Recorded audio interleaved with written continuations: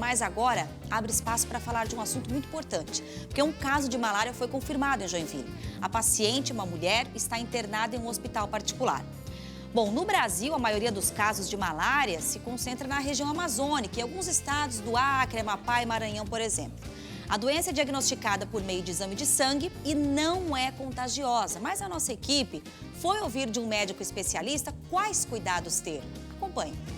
Quais são os sintomas da malária?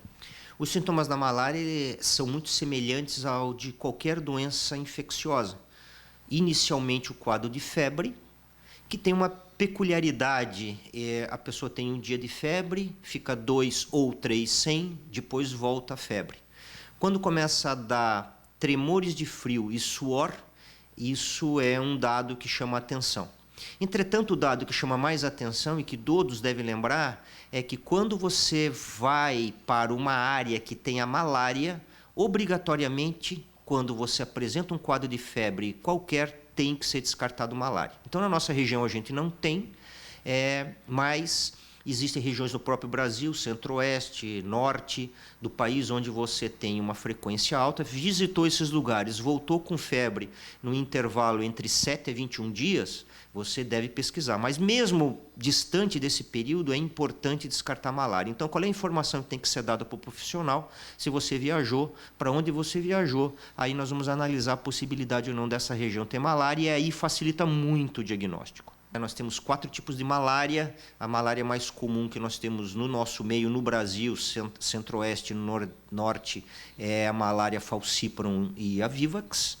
No mundo, na África, a gente tem 90% dos casos da África acontecem em 11 países, 10 na África, mais a Índia. Então, viagem para a África, viagem para a Índia, você tem que informar se você tem algum sintoma para poder a ser avaliado. E se você vai viajar, procurar um médico. Existe uma especialidade chamada medicina de viagem, onde você faz os preparativos para esse tipo de situação, ou o próprio infectologista para fazer as orientações específicas de prevenção. Então, você tem medicamento para tomar para prevenir quando você vai para uma área endêmica, dependendo do tipo e da resistência que o agente da malária tem. E você tem as prevenções tradicionais, que é o uso de tela quando você está dormindo, porque os mosquitos têm um hábito noturno ou vespertino, e os repelentes como forma de prevenção. Verdade é que é uma loucura, né? Doenças que a gente nem ouvia mais falar por aqui, sarampo, malária. E aí, no caso da malária, não existe uma vacina. Claro que existe o cuidado para esses lugares quando se vai visitar, como o próprio médico especialista falou agora. Mas em outros casos, como sarampo, que eu citei há pouco, aí tem coqueluche, meningite, não tem jeito. É buscar a vacina. O SUS, as unidades básicas de saúde disponibilizam, então sempre fica atualizado, dá uma olhada. Às vezes a gente já perde, depois de adulto, a carteirinha.